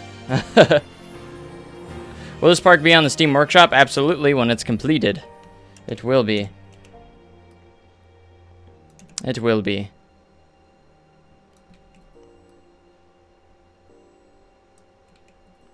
You've guessed it.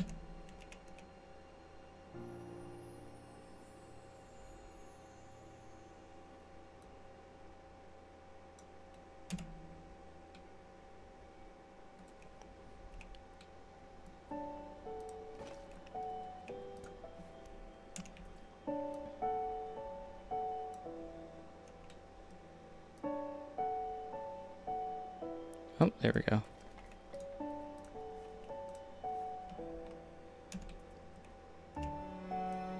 No fighting textures, please. Alright, we're almost done with this part.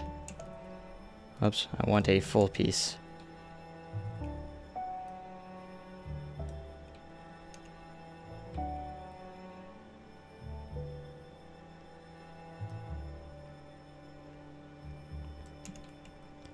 Actually, a moderator's job is to watch everybody's behavior. Whoa. Everyone's behavior.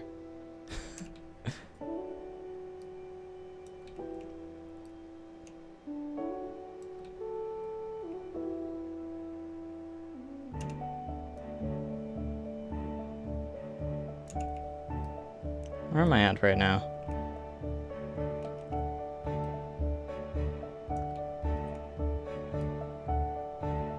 But let's talk more about this park. Let's talk about the park. Let's get rid of.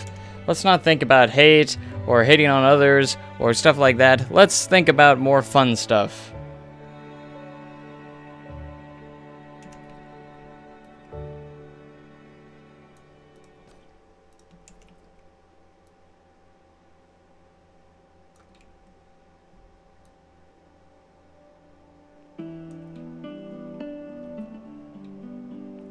Whoops. Alright, we're gonna get rid of this fighting texture. Ready for it? Boom.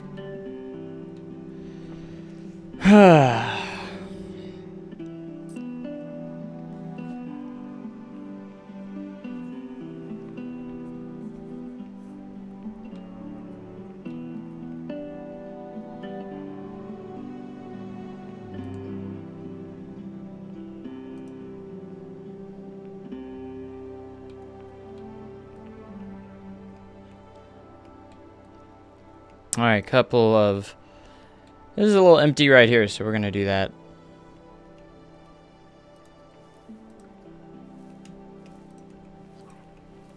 Most anticipated coaster of 2018. Most anticipated is going to definitely be Steel Vengeance. No doubt. Joe, do you know of any theming on Time Traveler? It looks bare and very low. Well, it's not open yet. You won't be thinking that once you get into the queue line and everything. I've actually been on the dock already. They don't have any of the theming just yet. Has not been done yet on the ride, so they haven't really done much theming to it. There's going to be like a huge gear in the station that's going to be moving constantly, is what I hear. So what it's going to be like is you're going to be going on the first level of the queue line. The first level of the queue line, you're going to be walking through, you're going to be going, okay, this is a clockmaker guy. He makes clocks and all that fun stuff. Once you get to the second level of the queue line, you're going to be going, oh, there's something more than clockmaking going on here. You know, something else is going on in here. And once you get to the third floor, you're like, oh, he's making a time machine. Pretty much. It's themed around a clockmaker named Charles Henry. And that's kind of like where the theming goes. Very cool. Very awesome.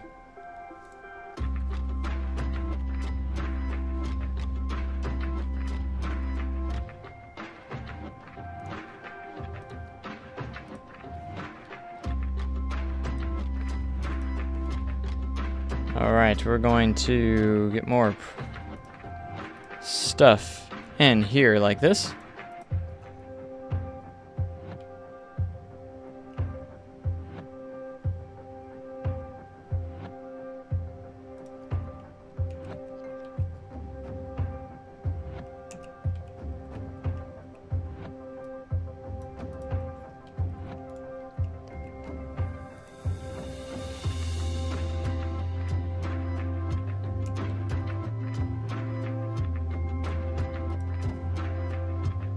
Most least anticipated coaster, not including like kiddie coasters.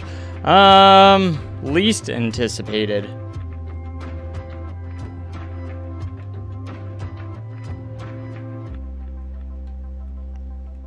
Wow, that's a good question. What is the least anticipated coaster this year? They're all pretty decent.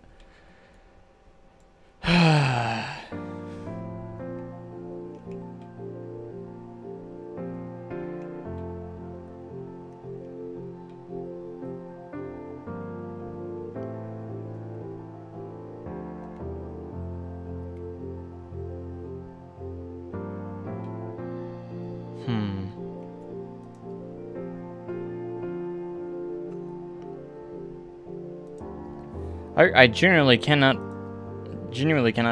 figure out one, because they're all pretty good.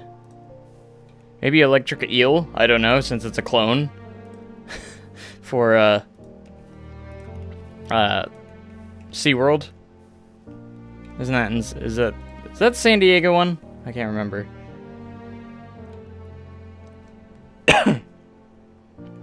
Do you know if the ride ops are gonna have like a top hat and spectacle of some costume like that? I already know the costume for Time Traveler. They are going to have black pants, like kind of like these black slacks. They're going to have like this white dress shirt with this very, very fancy vest.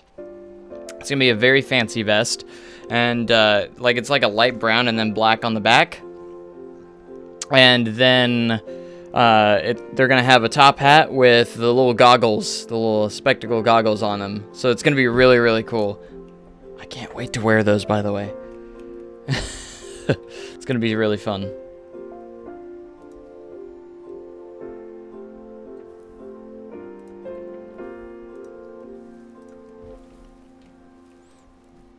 Alright, so we're gonna add a couple more. Again, we're filling in gaps in this episode, so it's not the most exciting episode in the world, I know. But it's one of those required things we have to do, unfortunately.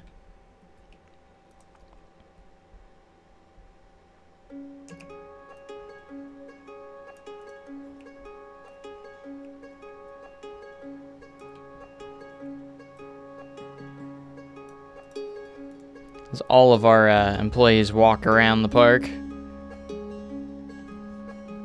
Alright, that's looking a little more full. And as you can see, we're starting to fill up these gaps a little bit. It's nice.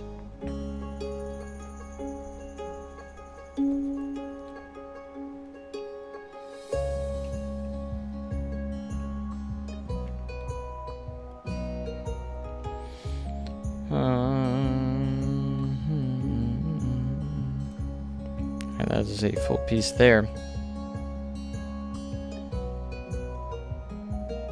So I'm going to grab one of these guys.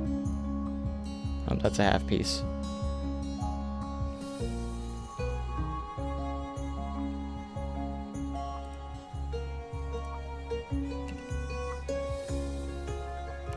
I'll tell you what, the only bad part about these costumes at SDC is in the summertime.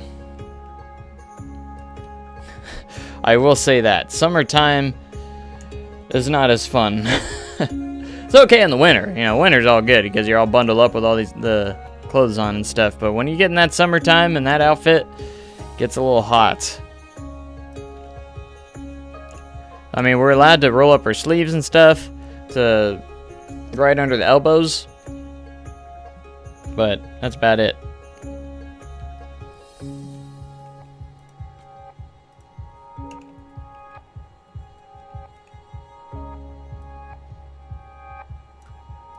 Then I see like Cedar Point when I visit there and they're like wearing shorts in the summer and I'm like, oh, I don't get to do that. Alright,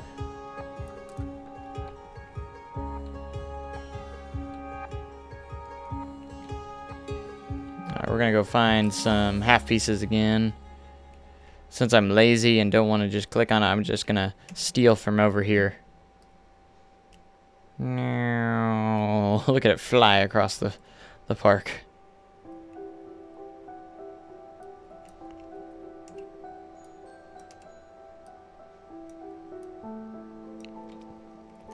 But the basics of this episode is I just want to get all the unfun parts, and playing the boring parts out of the way.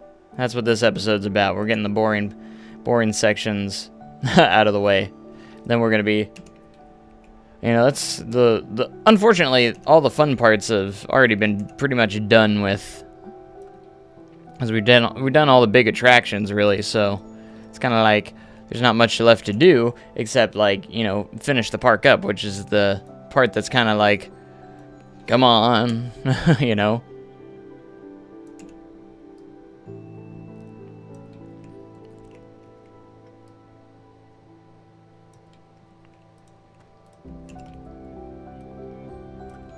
And one thing I do need to do is finish up the theming of the new roller coaster heading to Westwood, because Westwood announced that they're getting a new coaster in Canyon Runner. I got to finish up that. Coaster layout's done and everything. I just got to do all the theming elements and stuff, and a lot of the station and all that stuff. All that fun stuff.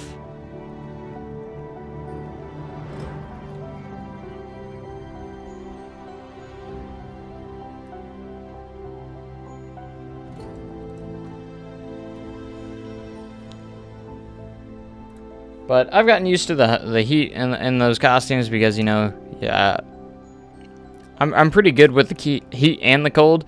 You know, I'm one of those ones, you know, I love my costume, so I don't like to, you know, it's always an option to wear, like, the vests and stuff.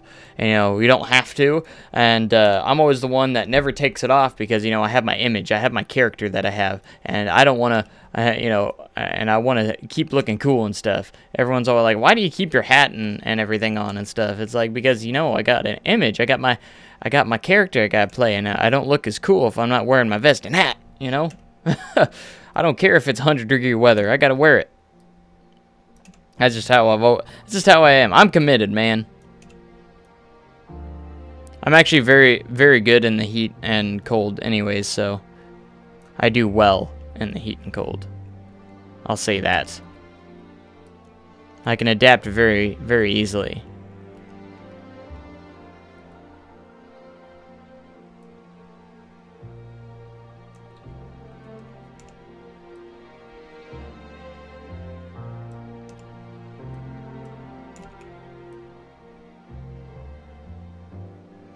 There we go. Alright, and now we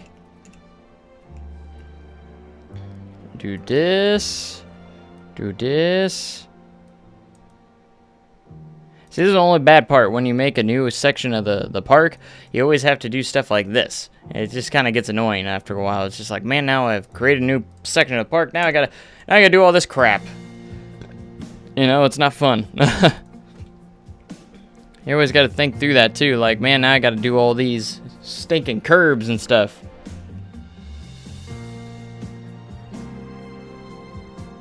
How hot does it get in Missouri? It gets up in the... Very rarely it will get up sometimes into the 90s during the summer. It's usually around the 80s range, but it occasionally gets into the 90s too, I think. And very, very rarely you'll see like 100-degree weather too. I mean, it's happened before, but it's usually around the 80s and 90s during summertime. And I tell you what, that's the time to ride roller coasters because they are moving faster. When you ride them in the cold and stuff, they're not moving as quick. They actually run a little slower. So you're going to want to go during the summertime because that's when they, you know, especially after they lubricate the track with some like grease and stuff, it really gets moving. Those rides just really just roll. There's been times, you know, like Outlaw Run, they said that, maintenance has said that, there was times that I was running up to around 72 miles an hour. The max speed is supposed to be 68. And it was running around 72 miles an hour. That's just crazy to think about sometimes. Just because on the fact sheet it says that's the max speed, it's gotten faster than that before. So just keep that in mind.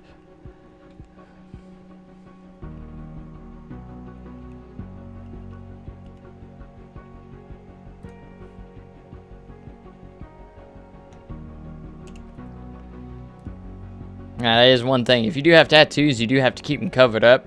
I've had people work out where I work, and they have had tattoos all around their arms and stuff, so they could never roll up their sleeves and stuff. And they actually got like these little covers for their arms that they used. It was kind of funny. But you also have to stay in theme too, so that's very important too. When you're at a theme park, you have to stay in theme. So anything you do with your costume and stuff has to be approved by costumes and stuff. It's all that fun stuff. But they don't ever have to worry about me because I always get really in theme sometimes. That's just how I am. Oh, gosh. Alright, give me that half piece. Give me that half piece.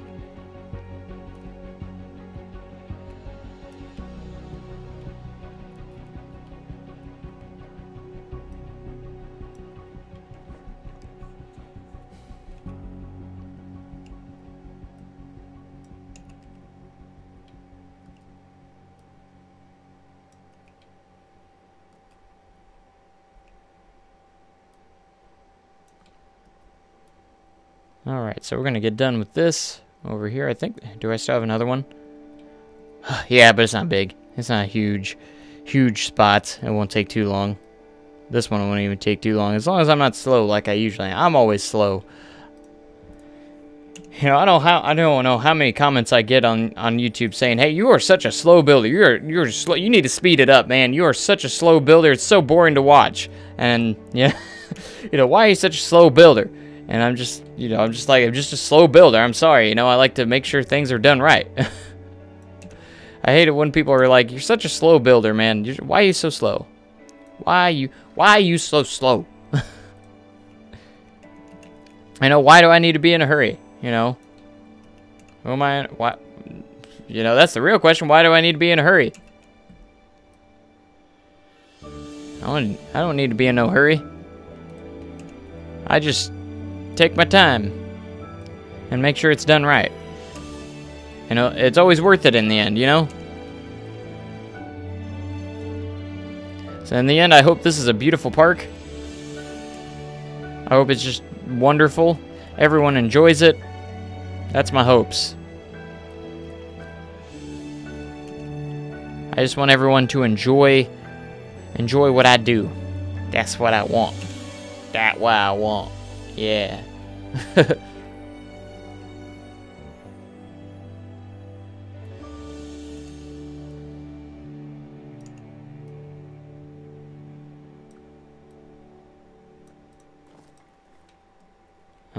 Let's see, we're gonna do this.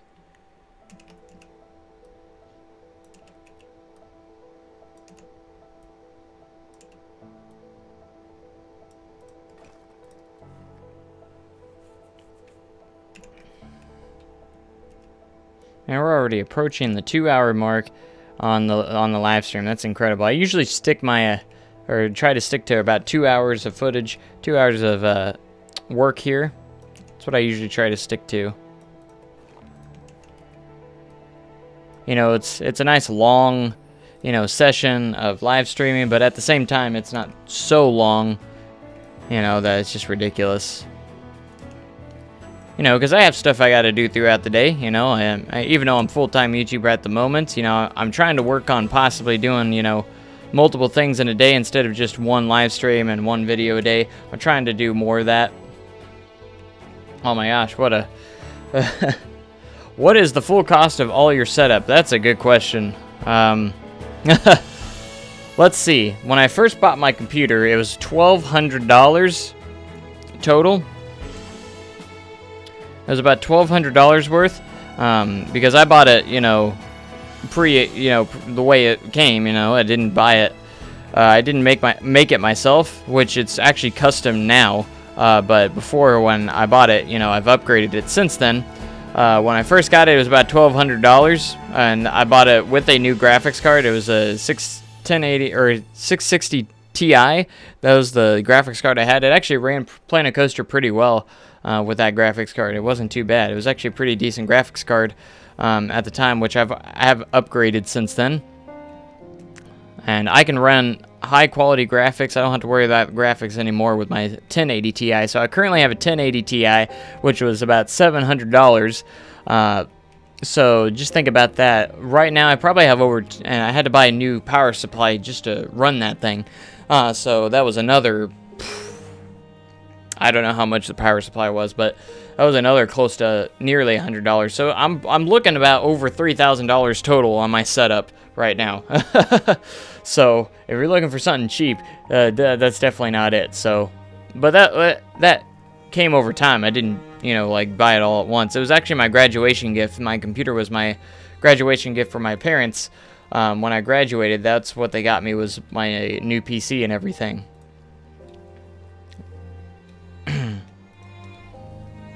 Which I was so happy with, because you know, I needed a good PC. I didn't have a good PC at all. So it was very nice to get one that actually worked properly. And, you know, and then upgrading it, you know, if you don't know how to upgrade it, that's okay. I actually go in and put the parts in myself. It's actually not as hard as you think it would be, but I've always done that myself.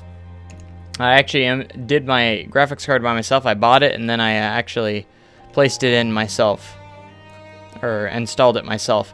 And if you don't know how to do that, you know, you can go and do it at Best Buy. They'll just charge you extra, but it's actually not that hard. And I put my own my new power supply in there by myself. My next project is to actually get a new processor. That way I could run, if you get a good processor, that's probably going to be the most expensive part right there. Getting a good processor actually will make a huge difference for playing Planet Coaster, so I definitely want to get a very nice one. But I gotta wait till I'm working again, you know, because YouTube's not gonna pay the bills, so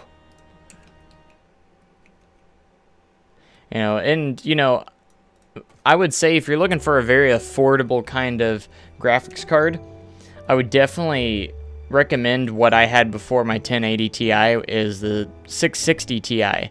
The 660 Ti ran Planet Coaster fairly well.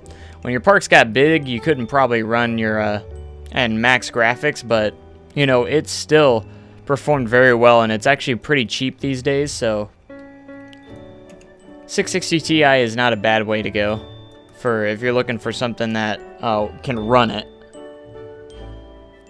You know, my 1080 Ti is fantastic though. If you have the money, if you have $700 to spend, I do recommend the 1080 Ti a lot. When I first put it in, I was just like, whoa, graphics. But, you know, my computer doesn't still run properly completely because I need better processing power too. So I think, you know, graphics is one thing, but you got to get the good processor at the same time. If you really want to run good graphics with, you know, without any issues. Because I'll still get some pretty crappy frames when my parks get big, for the simple fact that, you know, it's just so much to process for the game. But that's one important thing to know. If you get a good graphics card and you're still lagging out on your big parks, just know that it's not your graphics card. It's probably because you need more processing power. And I figured that out after I got my 1080 Ti. I was like, man, I'm still lagging out when my parks get big. And it's mostly because, you know, you need that processing power too. You know, and once you get that processing power, it will probably make a huge difference. Because right now, I can set my graphics to whatever I want, and it's going to play the same way. That's what the graphics does. You can play on high settings, you know the HD whatever settings without having any issues, you know. So if I was to put it on low settings, it would actually have the same effect on my big parks. So I can actually play it in high settings, which I always do. So my graphics setting, what are my graphics settings right now? I've been thinking about doing some custom settings on here, but as you can see, I got my GeForce 1080 Ti, which is awesome. Display, I always do borderless.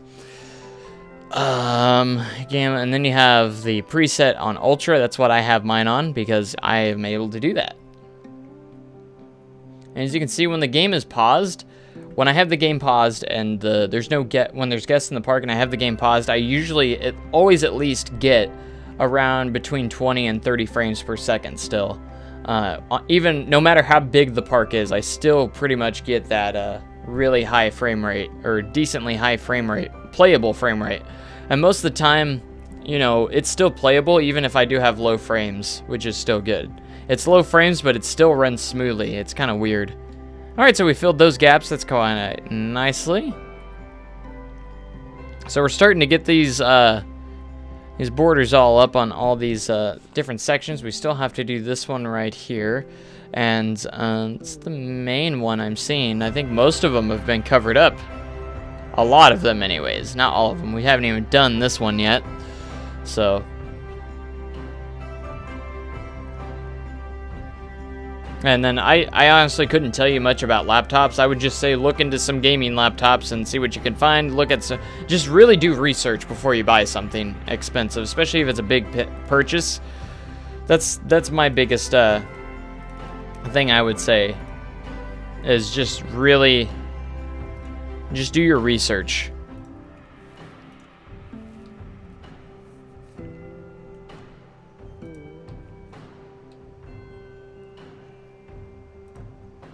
That's the best thing you can do, is just do your research, look at reviews, see any cons if it affects you. Like the cons on my PC is that it's very loud, you know, when it's running, which I'm like, oh, I can live with that. That's not a big deal to me.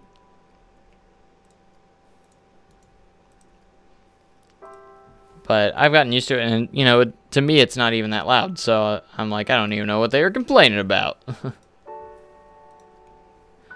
One thing I do need to do for my PC eventually is probably get a new cover for it, a new case, because I need to get a new power button, because my power button's busted to where if you push it, it pushes in, and you can't turn it on. So I have to go in underneath the button, hold it up, and actually push it with my other hand. I have to hold it up so it doesn't go down, and that's how I have to turn my computer on every single time, which is annoying because I actually have to keep one of the vents, I keep the top vent out so I can put my hand underneath it and actually do that.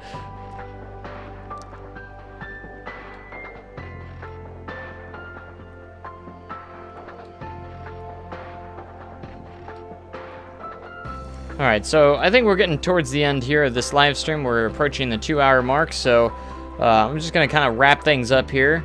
We got some pretty good gaps filled in for the most part. Obviously, I'm going to put another shop or store right here. I still haven't decided what. That's why I've left that open still. So that's one of the main ones, but we got all this pretty much taken care of now, and back up here, that's getting taken care of.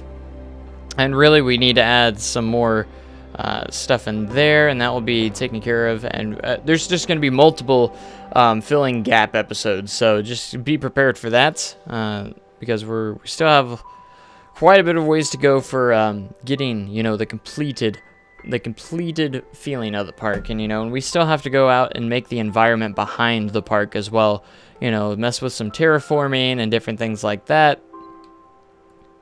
But as for this, it is going to kind of stay the way it is. Are there any coaster types you feel you are biased toward? Yes. Probably RMC. I love RMC. Even though I've only ridden one RMC, I'm a little biased towards those. And I'm actually have been really fond of mock coasters, and I haven't actually ridden one, and I won't be able to ride one until another couple months. Probably in the next month or two, I'll be able to ride one, which will be fun. Because there's not really that many in America, so hopefully they start building more in America. But that's what I'm going to say there, so... But I hope you guys are going to have a great rest of your day, and I hope you guys enjoyed this live stream. This park is starting to come together very nicely, and I can't wait to I have to do some water fountains in that area too. That's going to be fun. So pretty much most of the episodes from now on are going to be more filling the gaps and just kind of completing the park. That's what we're going to be doing the next couple episodes. We're going to go through and just do some final detailing and really just finish up the park. So I hope you guys have enjoyed this series as much as I have. And again, we're on episode 20 right now, so I predict around 10 episodes more, maybe, if that. We'll see. You never know.